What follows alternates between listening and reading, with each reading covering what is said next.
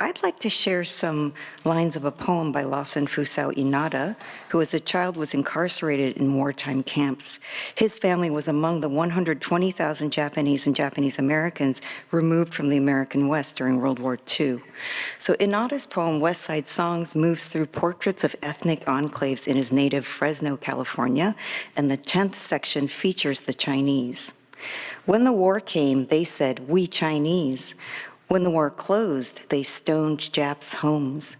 Grandma would say, "Don't marry no Chinese."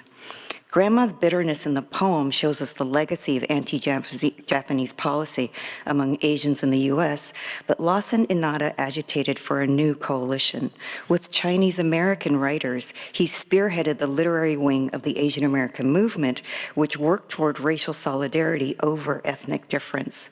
The activist formation of Asian America was built out of a recent past of ethnic strife in the U.S., inflamed by wars that raged on the other side of the world.